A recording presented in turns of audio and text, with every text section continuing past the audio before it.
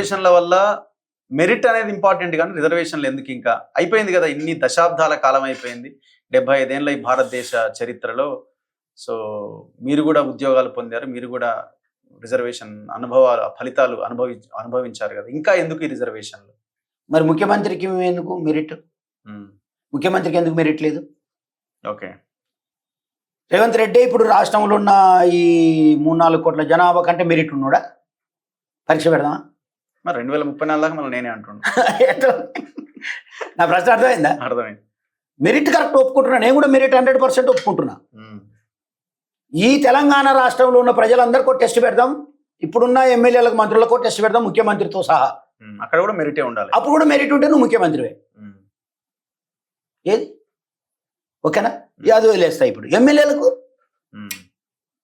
కోమటిరెడ్డి వెంకరెడ్డినే తీసుకుందాం. ఇప్పుడు మళ్ళా అక్కడికే వస్తా, బ్యాక్ టు పెవిలియన్ వస్తా. కోమటిరెడ్డి వెంకరెడ్డి గారిని నల్లగొండ జిల్లా కాన్స్టిట్యూన్సీ ఉన్న ప్రజలంతా ఒక దగ్గర పెడదాం, మెరిట్ తీసుకుందాం. చెప్పండి ఎంత మెరిట్ ఉందో. సమగ్రంగా 15 వాక్యాలను పలకమనండి ఆయనను. 15 వాక్యాలను సమగ్రంగా పలకాలి. ఒప్పుకుంటాను నేను. ఇక మెరిట్ ఉన్నట్టే నీకు. మెరిట్ ఎట్లొచ్చిందబ్బా నీకు? మెరిట్ ఎట్లొచ్చింది నీకు? నీకు మెరిట్ ఆపాదించబడ్డది. ఇప్పుడు నేనున్నా ఇక్కడ కూర్చున్నా, మీరు కూర్చున్నారు, మీరు కలర్ వేసుకోలే, నేను కలర్ వేసుకోలే ముఖానికి. కలర్ వేసుకుంటే ఏమైందంటే మనం ఇంకా చాలా ఏమంటారు అందంగా ఒక గ్లో. నీదంటే ఫోటోజెనిక్ ఫిగర్ కానీ నాది కాదు, నేను అట్లా కనపడను. నేను వేసుకున్నాను ఇంకా బాగా కనపడతా లోకానికి. చాలా మంది ఏమంటారు బయట కనపడేటప్పుడు, అరే అన్న నువ్వు అక్కడ వేరే ఉన్నావు ఇక్కడ వేరే ఉన్నావు అంటారు. అన్నప్పుడు ఏంటంటే కలర్ వేసుకోలే మనం. వాళ్ళు ఏంటంటే కలర్ వేసుకొని ఇది మెరిట్ అంటారు. నీ కలర్ ఇప్పయి నీ మెరిట్ సంగతి ఏందో నేను చెప్తా. నీ కలర్ ఇప్పేసిరా మెరిట్ సంగతి చెప్తా నేను. ఇవాళ మొన్న జరిగిన డిఎస్సిలో ఎస్సీ పిల్లలతోటి పోటీ పడలేకపోయారు. కామన్ మ్యాన్ వాళ్ళ పిల్లల్ని చదివిపించి పోటీలో నిలబెడితే గిలగిలగిల కొట్టుకున్నాం మనం అంటే చదువుకొని ఉద్యోగాలు చేసి జ్ఞానం ఉన్న వాళ్ళము పిల్లలు, వాళ్ళతో పోటీ పడలే. ఏంది మెరిట్ చెప్పు నాకు. ఇంకా మెరిట్కి అర్థమైంది నాకు చెప్పమంట. సరే ఒకవేళ మెరిటే ఉందనుకుందాం, నీకు 25 ఎకరాల భూమి ఉంది, రైట్? నీకు ట్రాక్టర్ ఇస్తా. 25 ఎకరాల భూమి నాకి, నేను ఒక ట్రాక్టర్ తీసుకుంటా. చదువుకి దాంతో వదిలేద్దాం, అని పక్కన పెట్టేసేద్దాం, ఇక దుందాం. నీ మెరిట్ నా మెరిట్ తెలుస్తుంది. మరి అక్కడ కూడా మెరిటే ఉండాలి కదా. అంటే భూమి నీ దగ్గర ఉన్నప్పుడు మరి మెరిట్ అయి ఉండాలి. అక్కడ ఆ నాలెడ్జ్ కూడా ఉండి నీకు అక్కడ మెరిట్ ఉంటే నీ భూమి నీదే. అంతే. అక్కడ ఏ మెరిట్ లేకుండా భూమి నాదే అంటున్నావు, ఏ మెరిట్ లేకుండా ఎమ్మెల్యే నేనే అంటున్నావు, ఏ మెరిట్ లేకుండా పరిశ్రమలు నావే అంటున్నావు, ఏ మెరిట్ లేకుండానే అధికారాన్ని మొత్తం ఆక్యుపై చేసినవు. ఇక్కడికి ఒక్క ఉద్యోగానికి నువ్వు రిజర్వేషన్ ఏంది నాకు ఇచ్చేది? ఒక రిజర్వేషనే కదా, విద్యా ఉద్యోగమే కదా నువ్వు ఇచ్చేది. ఎంత ఇస్తున్నావు? మళ్ళీ అందులో కూడా 49% ఇస్తున్నావు, మిగతాదంతా జనరలే కదా. ఆల్రెడీ నువ్వు 10% అని లేపుతావు. ఈడబ్ల్యూఎస్ అక్కడ లేపేసినావు కదా.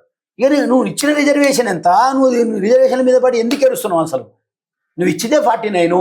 ఆ 49 కూడా 2008 వరకు బ్యాక్వర్డ్ క్లాస్కు అసలు ఉద్యోగ రంగం లోపల అసలు రిజర్వేషన్ లేనే లేదు.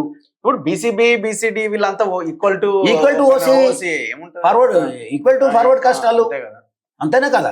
అట్లనే ఇప్పుడు నేను ఒక ప్రశ్న ఇస్తున్నా.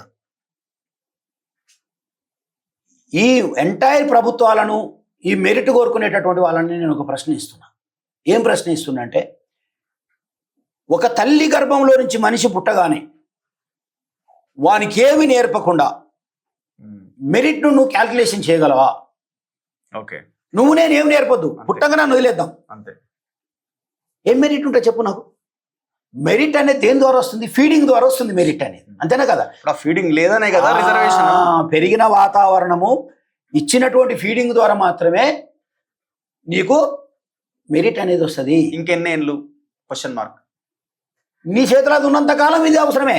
ఓకే, నీ చేతిలో అధికారం ఉన్నంత కాలం ఇది అవసరమే. ఇప్పుడు నేను అడుగుతున్నా, ఈ రాష్ట్రంలో ఈ రోజు కంటే ఎంతకాలం అంటున్నావు కదా, ఈ రోజుకు గవర్నమెంట్ స్కూళ్ళలో గవర్నమెంట్ కాలేజీలో చదువుతున్న ఫార్వర్డ్ కాస్ట్ ఎంత, షెడ్యూల్డ్ కాస్ట్ ఎంత, బ్యాక్వర్డ్ క్లాస్ ఎంత, లెక్క తీసి చెప్పు. అవసరమా లేదా? రైట్, వదులుకుంటా. నేనే అదంతొద్దు. ఈ రాష్ట్రంలో 119 సీట్లు ఉన్నాయి ఎమ్మెల్యేలు. బ్యాక్వర్డ్ క్లాస్ 50% జనాభా నువ్వే చెప్పినావు. 40 వేస్తా పో నీ లెక్క ప్రకారం. 40 సీట్లు ప్లస్ 19లో 40% అంటే అదొక 7 సీట్లు 8 సీట్లు అనుకో. 45 సీట్లు బ్యాక్వర్డ్ క్లాస్కి ఇచ్చి చూడు మెరిట్ సంగతి ఎందుకు చెప్తా ఇక నేను. 10 సంవత్సరాలే, 10 సంవత్సరాలతో తీసేయి ఇక నువ్వు, మొత్తమే వద్దు. ఎక్కడిది అక్కడ పెట్టేసి ఏ దానికి ఆదాన్ని అనుభవించుకుంటూ పూర్తిగా రిజర్వేషన్లు మీరు దాంట్లో అనుభవిస్తున్నారు. పూర్తి రిజర్వేషన్ దాని మీద 100% రిజర్వేషన్ అనుభవిస్తున్నావు నువ్వు అక్కడ. ఇక్కడికి వచ్చేసి మెరిట్ దేనికి మెరిట్? ఒక ఉద్యోగానికే మెరిట్ కావాలన్నా? పాలనకు మెరిట్ అక్కర్లేదా? భూములకు మెరిట్ అక్కర్లేదా? పరిశ్రమలకు మెరిట్ అక్కర్లేదా? మెరిట్ కావాలి. అన్నిటికీ మెరిట్ కావాలి. ఒక్కదానికి మెరిట్ 100% చేద్దాం, అన్నిటికీ మెరిట్.